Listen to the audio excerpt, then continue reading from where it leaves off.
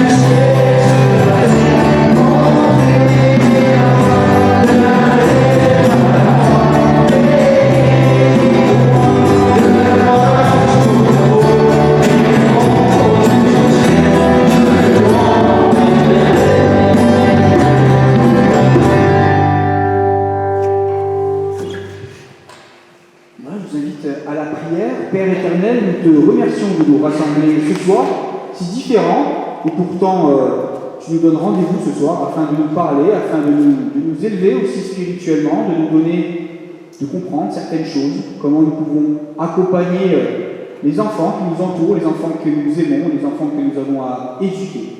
Que ce temps soit un temps de fraternité, mais aussi de spiritualité, et que nous puissions être remplis ce soir de ton amour et de ta paix. Au nom de Jésus, nous t'avons prié. Amen. Ce que je voudrais vraiment souligner ce soir, c'est que, au fond, même si c'est un défi difficile d'élever des enfants aujourd'hui, eh bien, c'est entre nos mains.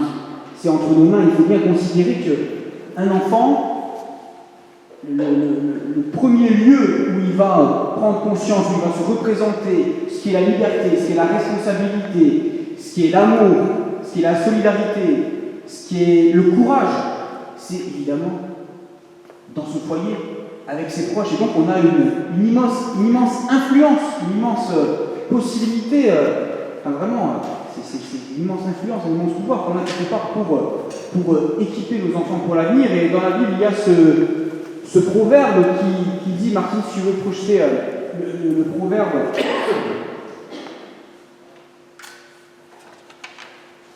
Voilà, donne à un enfant de bonnes habitudes dès ses premières années, il les gardera même dans sa vieillesse. Vous voyez vraiment ce pouvoir que nous avons, et je crois que c'est très encourageant. Ça veut dire que, quelle que soit la difficulté que peut avoir un enfant, bien sûr, c'est avant tout par rapport à notre comportement que nous sommes invités à analyser ce qui peut l'influencer de la sorte, ce qui peut lui pousser à telle ou telle attitude.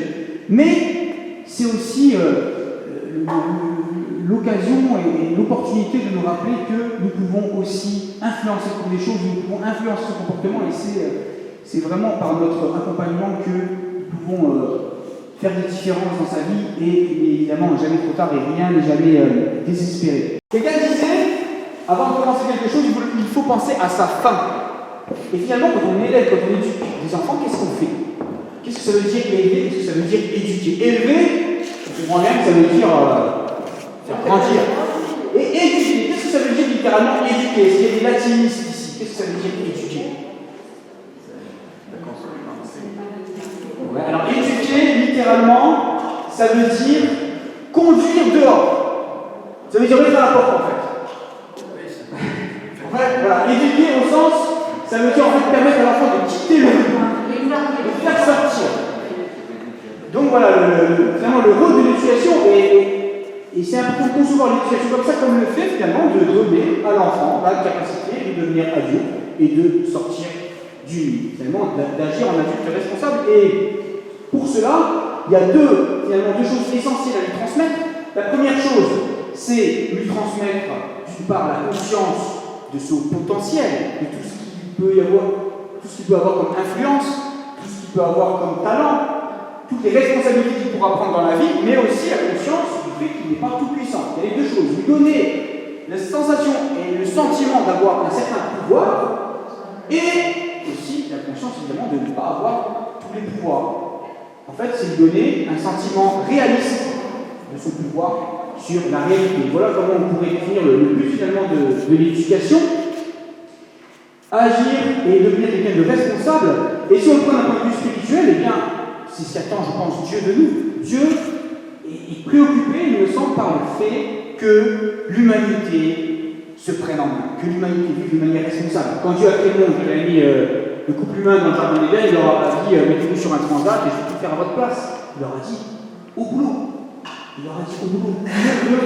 L'humanité responsable, il ne renonce pas à ce que nous prenions en main, en fait. Et jusqu'au bout, Dieu nous traitera de manière responsable, comme des individus responsables. Nous lisons dans la lettre aux Galates, Martine, le verset, s'il te plaît. La lettre aux Galates, nous lisons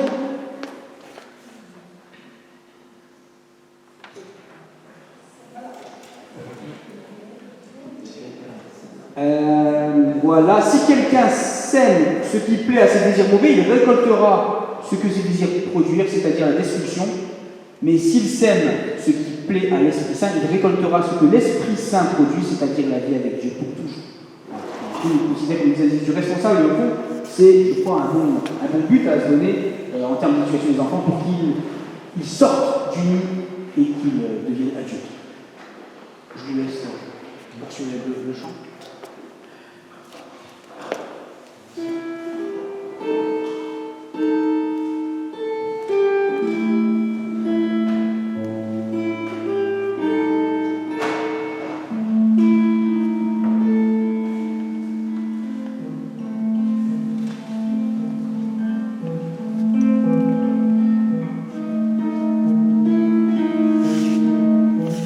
Pas de parole, hein. C'est un chant.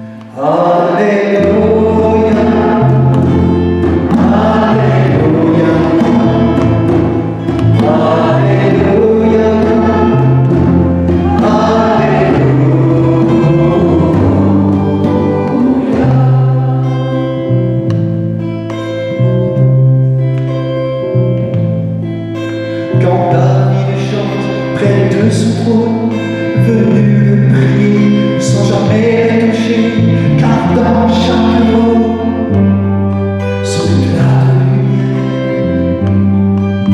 Plus rien ne comptait, tout était parfait, quand chanter n'est plus si difficile, sur ses lèvres un simple Alléluia. Alléluia.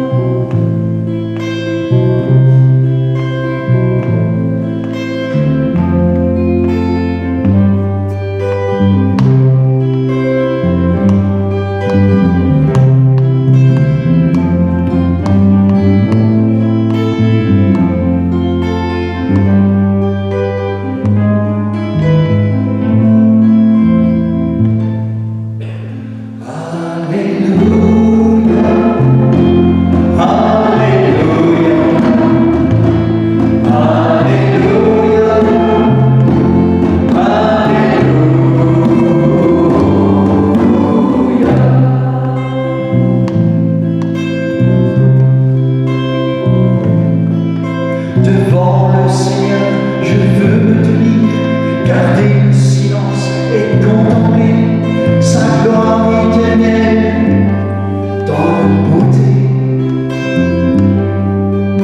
Je dépose enfin ma volonté pour connaître ainsi ce nom divin, plus rien dans mon chanson. Alléluia. Alléluia.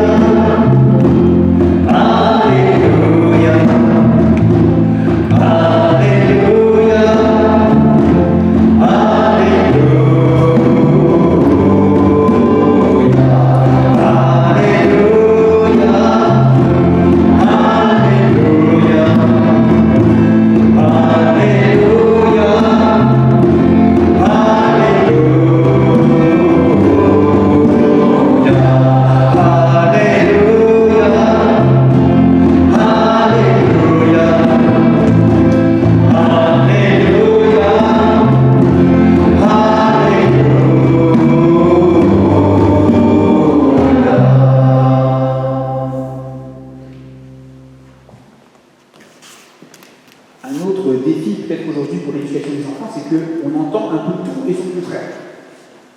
Exemple typique, j'ai 2 enfants en bas âge, et il y a des personnes de la famille, notamment d'un certain âge, qui disent surtout, il ne faut pas trop donner le bras au bébé, il faut les laisser pleurer, il ne faut pas trop les porter. Et puis au contraire, à la maternité de Dijon, après la naissance d'Élie, à la maternité, on nous disait surtout ne jamais laisser l'enfant pleurer, s'il pleure, c'est qu'il y a un souci. Voilà. Et puis c'est vrai que si on regarde les sites internet les plus relayés, les principaux blogs sur la parentalité, etc., aujourd'hui, en général, ils vont plutôt dire surtout là, ne frustrez pas les enfants. Donc, pas évident de savoir quoi faire, et évidemment, la vérité et la réalité se trouvent sûrement, comme souvent, dans une position équilibrée et nuancée.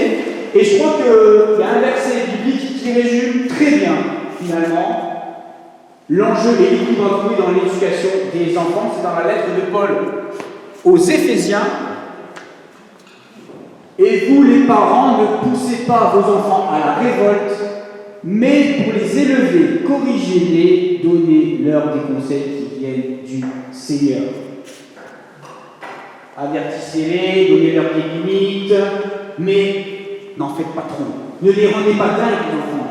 Ne les rendez pas fous. Allez-y doucement, ne les poussez pas à la révolte. Voilà tout l'enjeu finalement du usage à trouver. On a dit tout à l'heure que, en fait, le but de l'éducation, ça serait de donner à l'enfant un sentiment réaliste de son pouvoir, du pouvoir qu'il a sur la réalité. Donc, il faut d'une part qu'il soit en confiance, qu'il se sente encouragé, pour qu'il ne soit pas primé, mais il faut aussi qu'il ait conscience des limites.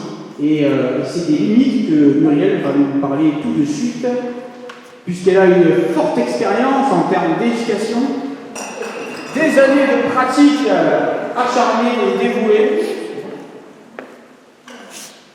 Pour le verset, je ne savais pas que je devais célèbre, mais à la différence de toi, ne poussez pas vos enfants à la révolte, ça veut dire autre chose.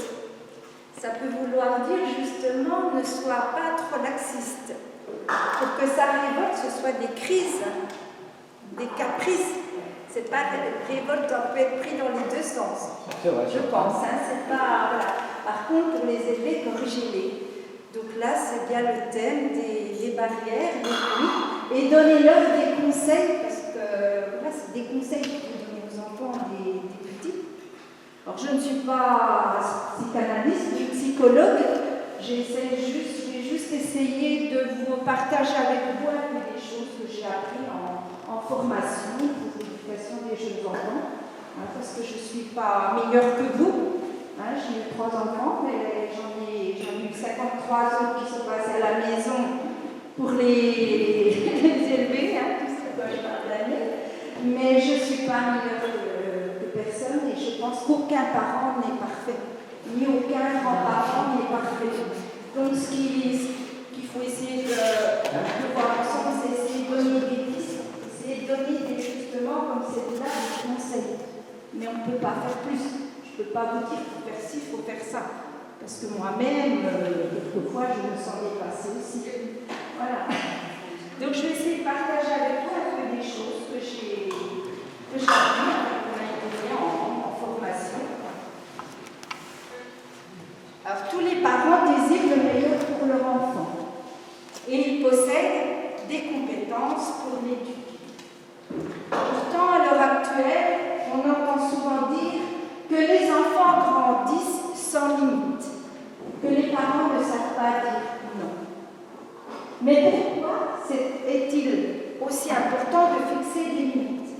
À partir de quand faut-il les mettre en place? Comment faut-il les établir? En faut-il beaucoup? Et en fonction de quoi? Une sanction est-elle nécessaire si les règles ne sont pas respectées? Aider l'enfant à grandir est un rôle complexe pour chacun de nous. Et ça renvoie les parents à des sentiments contradictoires. D'un côté, bien sûr, ce petit bout, ce petit machin qui vient de naître, c'est tout le bonheur d'une famille. Donc on a envie de le posséder, on a envie de le préserver, on a envie de l'aimer au maximum. Et de l'autre côté, on a bien envie aussi que cet enfant il grandisse du mieux possible et qu'il acquiert son autonomie le plus vite. L'enfant, bien sûr, dès sa naissance, il explore le monde qui l'entoure. D'abord dans le quotidien familial, puis progressivement, ça va être en dehors de sa famille. Ça va être peut-être à la crèche, ça peut être chez une nounou. Et après, ce sera à l'école. Et petit à petit, il va découvrir d'autres choses. Dans cette exploration, dans ces découvertes, il sera confronté toujours à la réalité de la vie, qui n'est pas toujours, malheureusement, belle. L'éduquer, c'est donc lui donner un cadre sécurisant à l'intérieur duquel il est intéressant pour lui de grandir, et même si cela comporte souvent des frustrations de tous les désirs qu'un gamin peut avoir. En éduquant leur enfant, les parents lui montrent combien il est important pour eux. Ils lui donnent sa place de petit enfant. Il est à se confronter à la réalité, et cela en lui fixant des limites et en lui donnant des repères. L'enfant va apprendre qu'il n'est pas toujours facile de vivre au sein de la famille et de vivre surtout avec les autres. Et pour cela, ça suppose le respect de certaines règles. Règles, oui, qui ne seront pas toujours en sa faveur, donc qui ne lui plairont pas toujours, mais règles qui vont lui apporter aussi beaucoup. Et pas seulement lui apporter des choses en tant que petit enfant, mais ça va lui apporter des choses qui vont lui servir toute sa vie. Depuis plusieurs années, on nous répète cette phrase qui est de Françoise Dolto, « L'enfant est une personne ». Alors oui, l'enfant est une personne à qui vous parlez, une personne que vous écoutez, et une personne avec qui vous échangez. Une personne qui a des droits, c'est vrai, comme vous et comme moi. Mais c'est une personne aussi qui a beaucoup de choses à apprendre de vous. Et c'est ça qu'un parent doit bien se mettre en tête. Et il doit apprendre ces choses. Pour ce faire, il doit accepter les règles que l'adulte va lui fixer. C'est sûr, l'enfant a besoin d'un cadre structurant que lui proposera l'adulte. Ce cadre va lui servir pour se situer et il va lui donner les repères dont il a besoin pour se construire. Pas de règles, pas de cadre, un enfant mal à l'aise. Jusque vers 2 ans, en principe, l'enfant, ses parents et les tout puissants. C'est un peu le centre du monde. Et c'est normal, on est tous passés par là. En tant que grands-parents, je crois qu'on est encore pire. Hein, c'est vrai, il faut le reconnaître. Mais plus il va voir, plus il va grandir et plus petit à petit, ses désirs, il va voir qu'ils ne seront pas comblés comme lui le voudrait. Ses désirs ne seront jamais satisfaits. C'est une période difficile, bien sûr, pour tout le monde. Il y aura des colères, il y aura des cris, il y aura beaucoup de caprices. Mais le sentiment de frustration qu'il ressentira va lui permettre de s'inscrire dans la vie réelle, dans la vie qui est notre société. Alors, imaginez, chacun de votre tête, imaginez un seul instant. On a tous nos petites voitures, certains en ont même des grandes, il y a aussi les cars, il y a aussi les camions, il y a des trains dans les grandes villes, il y a des trams. Alors, imaginez-vous qu'on prend tous notre voiture, notre camion, qu'on sorte tous en ville, qu'on roule tout, n'importe où, sans avoir aucun code de la route. Imaginez où ça nous mènerait. Vous voyez un peu. Alors pour l'enfant, quand il est tout petit, c'est la même chose. Il a besoin d'un code de la vie. Et c'est ce code qui va lui permettre d'aller en confiance vers les autres. C'est ce code qui va lui permettre de participer à la vie d'un groupe, à la vie d'une société, d'une classe quand il va à l'école. Et c'est ce code qui va l'intégrer dans son environnement et dans nos sociétés actuelles. Quel que soit son âge, l'enfant, comme l'adulte, est confronté à la réalité. Il est confronté à des interdits et à des contraintes. Le bébé, tout petit, quand il vient naître, il ne peut même pas se retourner sur le ventre. Vous le posez sur le dos, il est incapable de se retourner sur le ventre. Déjà, rien que ça, c'est frustrant pour lui. Et plus il va continuer, plus il y aura des frustrations. Plus tard, il va pouvoir se retourner, mais il ne pourra pas attraper ce qu'il voit. Il n'arrivera pas à saisir les choses. Après, même s'il arrive à se déplacer, à toucher des choses, vous ne le laisserez pas toucher le four ou le fourneau. Donc, plus il va grandir, plus il y aura des contraintes et plus il y aura des frustrations. Et c'est normal. Tous les enfants passent par là, on est nous-mêmes passés par là. Nos parents sont passés par là aussi. Et ces frustrations, ça va entraîner des colères, ça va entraîner des crises, ça va entraîner des caprices. Cette confrontation à la réalité, par contre, va l'aider à grandir.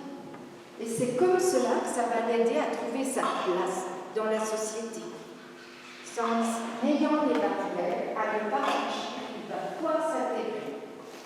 Alors, malgré certaines compétences, le jeune enfant n'a pas encore la maturité nécessaire pour évaluer les conséquences de ses actes. S'il sort au milieu de la route, vous allez le récupérer, mais vous savez pourquoi, mais le petit enfant ne saura pas. Il ne peut pas voir le danger comme vous le voyez. Il lui est donc difficile d'adapter ses comportements tout en tenant compte de ses besoins et aussi des besoins des autres. Parce que son besoin à lui, de ne pas courir sur la route, c'est surtout pour le besoin des parents. Dans la vie de tous les jours, ce n'est pas si simple. Et bien sûr, il arrive qu'on fasse des erreurs. Je pense qu'on en a tous fait. La tâche des parents est d'encourager donc l'enfant à se connaître. La tâche des parents, c'est l'aider à prendre confiance dans ses compétences, les utiliser, les affirmer, les développer. Il est conseillé aux parents de commencer à poser des limites. Alors si je vous demande à partir de quel âge, je ne sais pas ce que vous allez me répondre, mais nous, en tant qu'assistante maternelle, on nous conseille de penser à poser des limites à partir de l'âge de 8 mois. Je ne sais pas si vous auriez vu ça si jeune ou pas. Je ne pense pas. Parce que pour nous, un bébé de 8 mois, voilà, on est là pour le serrer, pour l'aimer, pour l'embrasser. On ne pense pas aux limites à cet âge-là. Mais il y en a. Parce que rien qu'à cet âge-là, le bébé commence à tout porter à sa bouche. Et déjà là, quand on lui enlève certaines choses qu'il ne met pas à la bouche, c'est déjà lui faire voir qu'il y a des barrières, qu'il y a des choses qu'on ne peut pas faire. Même s'il a 8 mois, il ne vous répondra pas, il ne dira rien, mais il va pouvoir enregistrer. Car un gamin, il entend tout et il enregistre tout. Même s'il ne comprend encore pas ce que vous dites, il enregistre et il se rappellera. Et c'est à vous de veiller à ces choses-là. À 8 mois, n'importe quel gamin ne peut pas savoir ce qui est bon à faire ou pas faire. Donc là, c'est la tâche de l'adulte. C'est la tâche du parent, ou de la maman, de la dame qui a la crèche. C'est la tâche de l'adulte qui a l'enfant. Au-delà du problème que l'enfant sans limite risque d'être despotique, risque de ne pas accepter la besoin, etc., c'est aussi, ça va être un enfant, c'est aussi être un enfant angoissé, parce qu'en fait, il n'y a pas une vision réelle de la vie, et donc il n'est pas sécurisé, et donc très rapidement, il va être confronté à la vie, et il va être vraiment très angoissé parce qu'il n'est pas dans un environnement, il n'est pas sécurisé en fait, il n'a pas intégré les limites. Je voudrais parler de Dieu aussi, parce que je suis sur on va être sur un terrain difficile, mais Dieu, on parle comme dans un père dans la Bible. Et il y a ce verset difficile que Martine va nous pousser dans un instant. Et alors, c'est très difficile évidemment de savoir pourquoi les événements arrivent dans la vie. Et bien sûr, il est dit aussi dans la Bible que Dieu n'est pas à l'origine du mal. Par contre, il est dit que Dieu est plus puissant et que quelque part il permet, dans un plan qui nous dépasse, pour des raisons qui nous dépassent bien souvent, mais il permet le mal, il permet la souffrance. Et voici ce que nous lisons donc dans la lettre aux Hébreux. C'est pour être corrigé que vous souffrez. Dieu vous traite comme des fils. Quel est le fils que son père ne corrige pas? C'est un verset difficile. C'est un verset difficile, c'est vrai à appréhender, mais on peut se poser la question parfois dans les événements de l'histoire, est-ce que Dieu n'est pas en train de dire stop? Est-ce qu'il n'est pas en train de dire stop à l'humanité, lui qui veut une humanité responsable? Et de la même manière, et bien pour l'éducation des enfants, c'est aussi important effectivement, parce qu'on les aime, de les corriger pour leur donner vraiment les moyens d'avancer dans la vie.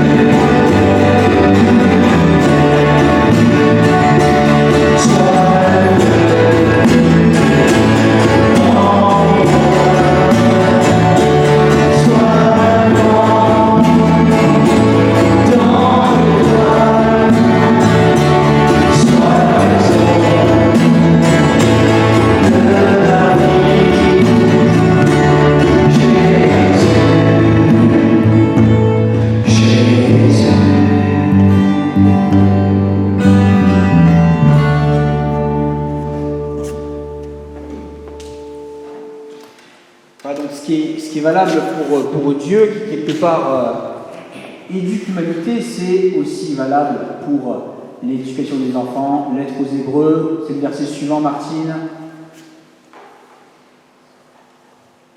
Sur le moment, une correction ne fait pas plaisir, elle donne de la tristesse, mais plus tard, ceux qui ont été formés de cette façon deviennent justes et trouvent ainsi la paix. Mais limite, oui, mais c'est pas évident et c'est frustrant. Nous-mêmes, adultes, on n'aime pas trop, alors imaginez les pauvres enfants, et on peut les comprendre. D'où l'importance de rester empathique. Quoi qu'il arrive, d'être vraiment dans l'empathie, parce que les pauvres, ils sont pour rien, ils ne savent pas, ils ont envie d'aller là, ils ont envie de faire des trucs, bon, on leur dit non, t'as pas le droit. C'est difficile. Donc, soyons empathiques, restons empathiques. Quand on met des limites, bien sûr, il est essentiel de ne pas être trop connecté émotionnellement à l'enfant. Parfois, en tant que parent, on vit tellement à travers l'enfant qu'on ne supporte pas de le frustrer, qu'on ne supporte pas d'avoir l'impression de lui faire du mal. Et ça, évidemment, c'est important de l'identifier parce que du coup, on va pas pouvoir lui mettre des limites qui sont si importantes. Bien sûr, le dosage entre la bienveillance et le cadre, entre la liberté et les contraintes, ça dépend beaucoup de l'âge, comme Muriel l'a rappelé, avant 1 an. Bon, à 8 mois, on peut commencer à frustrer un petit peu, mais avant 1 an, globalement, l'enfant a besoin de sécurité, il a besoin d'un environnement de confiance, de repères. Il n'y a pas en lui la capacité de supporter la frustration. Il n'y a pas les éléments, les ressources en lui pour supporter la frustration. Par contre, à partir de l'âge de 1 an, effectivement,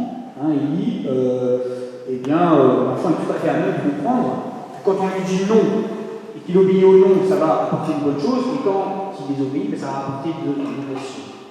Le tout est qu'il ne soit pas animé par la peur de la colère de l'éducateur et du parent, parce que ce serait trop violent. Imaginez à chaque fois, si quand il fait quelque chose de pas bien, s'il désobéit, il devait avoir peur de perdre l'amour de ses parents, ce serait trop traumatisant, ce serait trop engageant. Il faut maintenir vraiment cette empathie, cette sécurité affective. Sinon, l'enfant, il va plus être concerné par la peur de la colère que par l'intérêt qu'il a à suivre la règle. Il va être plus,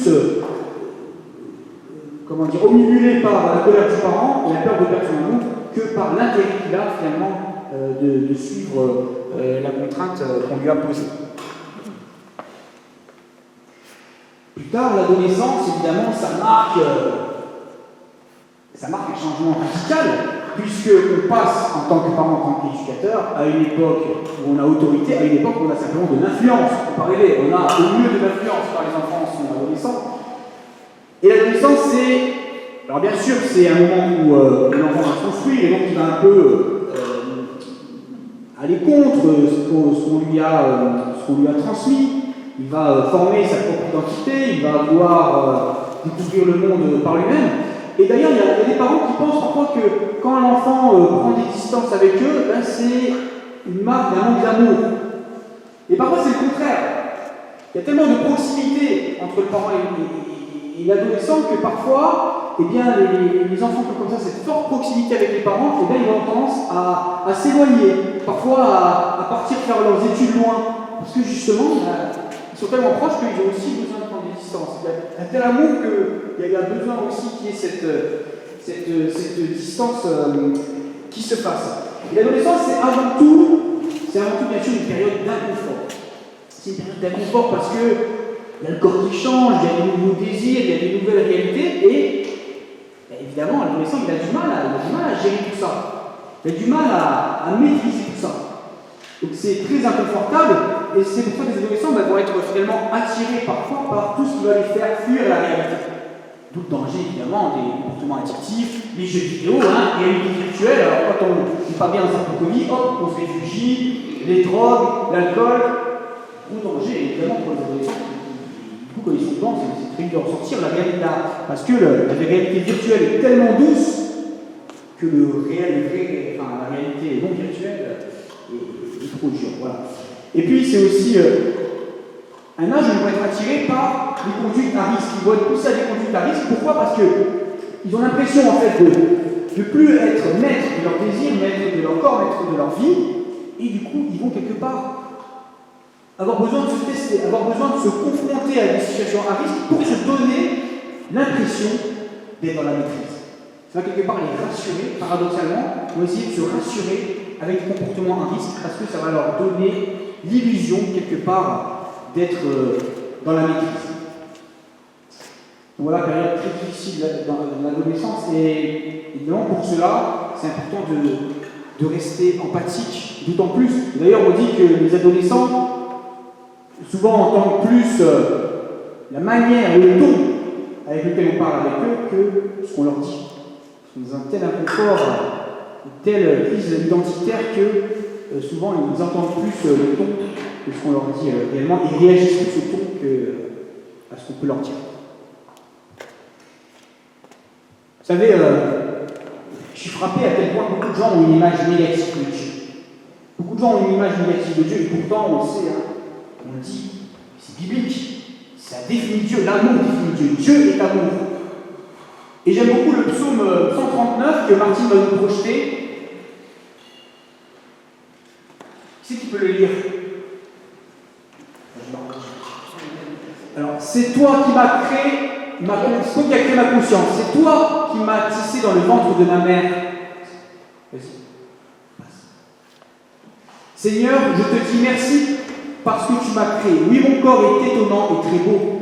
Ce que tu fais est magnifique, je le reconnais. Quand tu me formais dans le secret, quand tu me brodais dans la profondeur de la terre, tu voyais tout. Rien n'était caché pour toi. J'étais à peine formé, tu me voyais déjà. Déjà, tu avais écrit dans ton livre le nombre de jours que tu allais me donner, et pourtant, aucun n'avait encore commencé. Alors, on lit dans ce psaume vraiment tout l'amour, toute la présence de Dieu à nos côtés. Et même dans l'évangile, vous voyez, Jésus, quand Dieu s'est fait homme, Jésus il est allé vers les gens qui étaient en souffrance, vers les gens qui étaient en détresse physique, en détresse psychologique. Il est allé vers les gens qui n'étaient pas forcément les plus religieux, les plus pieux, les plus moraux. Il est allé vers les gens qui parfois avaient décidé de vivre sans Dieu. Vous voyez, la persévérance de Jésus et de Dieu à notre égard, la persévérance de l'amour de Dieu à notre égard. Il allait jusqu'à la croix par amour pour nous, et donc voilà, de même pour nos enfants, mais ne perdons jamais, quel que soit ce qu'ils peuvent faire, quelles que soient leurs bêtises, toujours cette empathie, cette bienveillance.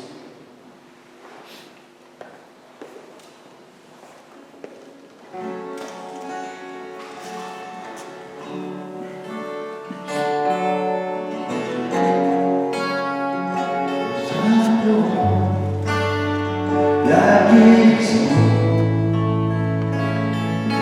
sur nos familles, sur nos enfants, dans chaque vie,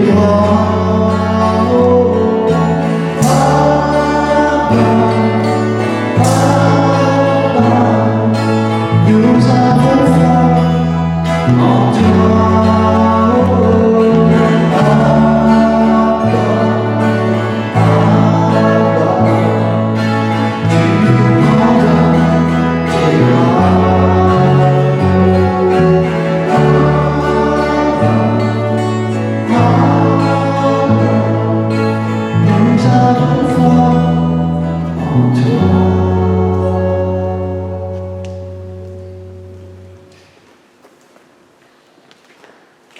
on va bientôt avoir fini notre soirée, notre culte. Mais sans doute que pour relever ce défi de l'éducation et d'élever les enfants, l'enjeu se situe sans doute au niveau de l'exemple. Dieu a dit il n'y a pas de plus grand amour que de donner sa vie pour ses amis. Jésus l'a fait.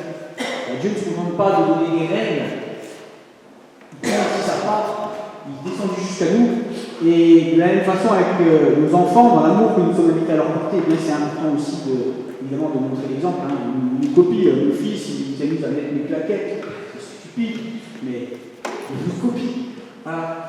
Et je crois que c'est aussi la croix et le fait que Jésus ait été crucifié qui nous rappelle une chose fondamentale, c'est qu'en tant qu'être humain nous sommes faibles, qu'en tant qu'être humain nous sommes limités, qu'en tant qu'être humain nous avons du mal avec la vérité, avec la justice, avec la bonté, avec l'amour. Nous avons rejeté le Fils de Dieu, nous avons rejeté Dieu lui-même, nous avons rejeté l'homme parfait.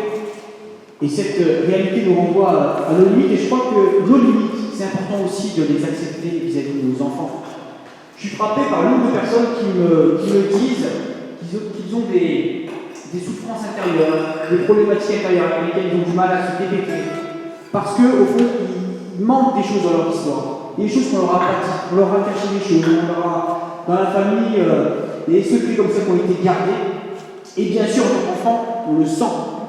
On sent qu'il y a des motifs, on sent qu'il y a quelque chose. Donc c'est important aussi, je pense, de le verbaliser.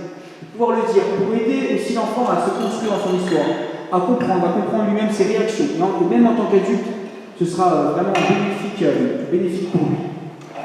Le fait que nous sommes limités, ça nous renvoie tout simplement aussi au fait que, eh bien, nous avons, je crois, besoin de Dieu.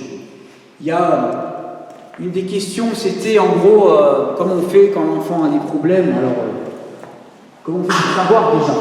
Je crois qu'il y a des situations où on peut réfléchir, on peut lire tous les bouquins qu'on veut. Et à un moment donné, on a besoin de discernement. On a besoin du Saint-Esprit. Le Saint-Esprit, c'est Dieu en nous, qui se communique en nous, qui nous donne le discernement sur les situations. C'est pas de la théorie, là, c'est pas de la. C'est à un moment donné quelque chose qui vient de Dieu, qui est au-delà de notre intelligence, qui est dans le ressenti, mais qui va nous permettre de bien situer les choses. Le fait que nous sommes limités également nous invite à accepter aussi que nous-mêmes, en tant que parents, nous ne sommes pas tout-puissants et nous ne pouvons pas résoudre tous les problèmes de nos enfants. On veut que nos enfants ne soient tout-puissants, mais si nous, on se comporte comme si on était tout-puissants, comme si on pouvait résoudre tous leurs problèmes, c'est contre-productif, c'est quelque part un mauvais exemple. Et le fait d'accepter parfois qu'on ne peut pas résoudre leurs problèmes, qu'on ne peut pas aller au-devant de tous leurs besoins, eh bien finalement, c'est leur rendre service, c'est participer du coup au fait qu'ils vont devenir aussi adultes et responsables et sortir, quitter le nid. Et puis enfin, j'ai insisté sur l'importance de la prière, de prier pour nos enfants. On ne peut pas tout contrôler de la vie de nos enfants, on ne peut pas les préserver de tout. D'où l'importance de la prière. Ma femme témoignait le mois dernier, au plus autrement, du fait que, en tant qu'épouse, elle avait l'impression chaque fois que je la comprenais pas, que je lui disais des trucs et je captais rien, et parfois elle en a marre. Hein, les gars, vous connaissez ça, vous messieurs, donc dire ça aux femmes que tous les hommes sont des mêmes. On a du mal à entendre, on a du mal à comprendre. Eh bien, elle disait que, quand c'est comme ça, elle s'en remet à Dieu, elle dit à Dieu, elle dépose ça à Dieu et elle demande à Dieu de réajuster les choses. Et elle se rend compte, elle demande que, mystérieusement, il y a des choses qui bougent. Des choses qui bougent. Alors, c'est peut-être elle qui a bougé aussi, hein. Mais en tout cas, Dieu a fait bouger les choses. Voilà, d'une manière ou d'une autre. Parce que la prière, c'est seulement de dire à Dieu, fais ci, fais ça, puis fais autre changer. C'est aussi peut-être être à l'écoute de Dieu pour qu'il nous permette de changer notre regard, c'est dans les deux sens, et Dieu peut agir évidemment chez les autres, mais aussi à l'intérieur de nous. Et je crois que c'est important aussi de prier pour nos enfants. Voilà, on est parfois démunis, des choses qui sont pas en notre pouvoir, mais la prière c'est vraiment une arme, et je sais qu'il y a beaucoup notamment de grands-mères et de grands-pères qui prient pour leurs enfants, et je suis convaincu que c'est extrêmement précieux. Et d'ailleurs, on a un texte là, avant qu'on prie. Christine va nous lire un texte ça s'appelle une maman africaine. C'est le. Je sais pas, ah oui, c'est apparemment une maman d'origine africaine qui a écrit ce texte. Un beau texte pour son fils. Et donc c'est Christier qui va nous lire ça. Évidemment, c'est en rapport avec le lâcher prise.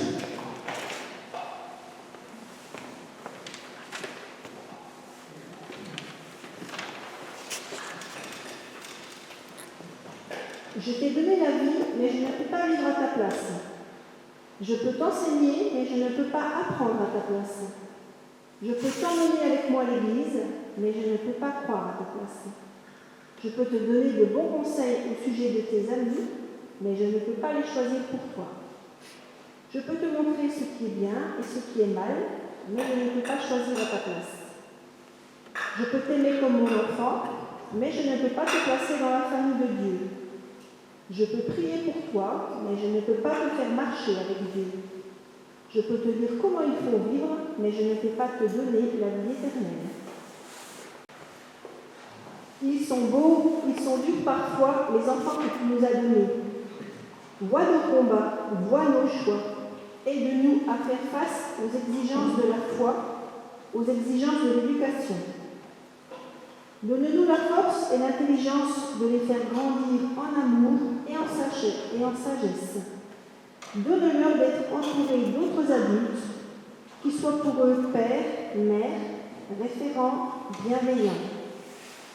Au quotidien, mon Dieu, que nous les recevions et les percevions toujours comme un cadeau, même s'ils nous parlent d'une blessure passée, même s'ils nous renvoient à nos limites. Aujourd'hui, demain, donne-nous simplement de les aimer.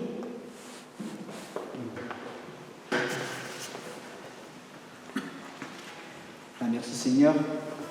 Pour ces enfants que tu nous as confiés, pour les enfants de notre entourage, tous ceux qui nous donnent tant de joie que nous les côtoyons, qui sont aussi l'avenir du monde. Aide-nous à les aimer, aide-nous à les comprendre, donne-nous le discernement. Et parce que c'est toi le premier des éducateurs, c'est toi qui as créé chacun et qui prends soin de chacun, nous te les remettons. Nous pensons à eux, dans le secret de nos cœurs. Nous demandons d'aider leurs parents, nous demandons de leur donner la sagesse, de leur donner ce juste équilibre entre la nécessité de leur donner confiance en eux et la nécessité de leur donner des limites qui correspondent à la vérité, qui correspondent à la justice, qui correspondent à la vérité. Seigneur, fais-nous des exemples. Malgré nous, malgré nos faiblesses, malgré nos manquements, malgré nos erreurs. Merci de continuer à nous faire confiance. Et guide-nous sur notre chemin d'éducateurs, de parents, de grands-parents, de proches. Voilà, Seigneur, toutes ces préoccupations, toutes ces personnes, nous les déposons au pied de ta croix et ensemble, nous te disons la prière que ton Fils nous a laissée. Notre Père qui es aux cieux, que ton nom soit sanctifié, que ton règne vienne, que ta volonté soit faite sur la terre comme au ciel. Donne-nous aujourd'hui notre pain de ce jour. Pardonne-nous nos offenses, comme nous pardonnons aussi à ceux qui nous ont offensés. Et ne nous laisse pas entrer en tentation, mais délivre-nous du mal, car c'est à toi qu'appartiennent le règne, la puissance et la gloire, au siècle des siècles. Amen. Chant, parole du Christ pour vous encourager. Aimez-vous les uns les autres comme je vous ai aimé, vous aussi, aimez-vous les uns les autres. À ceux-ci, tous connaîtront que vous êtes mes disciples, si vous avez de l'amour les uns pour les autres. Recevez la bénédiction de la part du Seigneur. La paix de Dieu qui surpasse tout ce que l'on peut comprendre, garde vos cœurs et vos pensées en Jésus-Christ. Amen. Nous terminons avec le suivant.